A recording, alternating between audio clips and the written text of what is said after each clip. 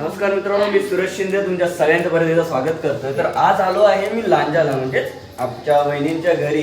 तर आता वहिनींकडनं तर आमचे लाड होतच असतात. तर आता काकींकडे आलो आणि काकीने आमचे लाड नाही केले असं कधी होणार नाही. तर तुम्हाला दाखवलं आता काय बनते.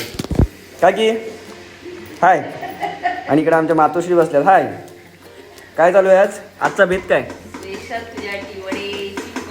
आज चिकन, वडे, मासे, भरपूर काय काय काकीने केलेले. हा वहिनी, काय काय बनवलं जरा दाखवा.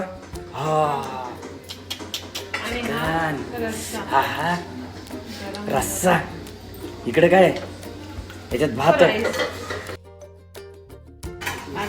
हे आहेत मासे. या या या या मासे खायला या. आज लय भारी. तुम्हाला काय आवडतं वहिनी त्यातलं?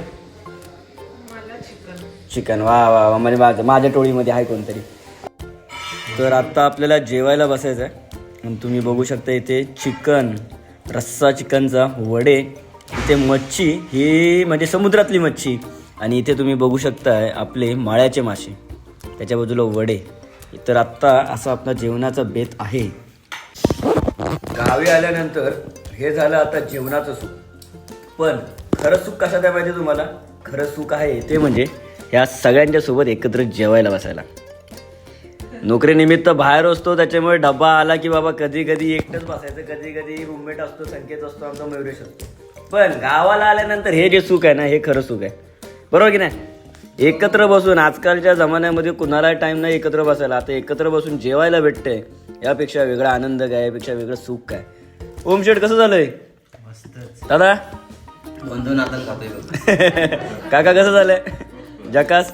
काकी काकी काय आमच्या व्हेज आहेत बाबा, त्या ह्याच्यातलं काहीच खात नाहीत. त्या आमच्यासाठी फक्त पंचपक्वान बनवलेत. आणि काकींचे वडे असे आहेत बटाटे वडे. ओके वहिनी कसं झालं? छान छान झालं की नाही पप्पा? सुंदर. आम्ही सांगतो तुम्हाला छान झालं. ए श्रीषा, हाय हाय कर, हाय कर श्रीषा पटकन. हाय, ही आमची आई श्रीषा. हॅलो. आता आम्ही जेवणाचा आस्वाद घेतो, तुम्ही सुद्धा या पटकन जेवायला. चला जेवण करूया.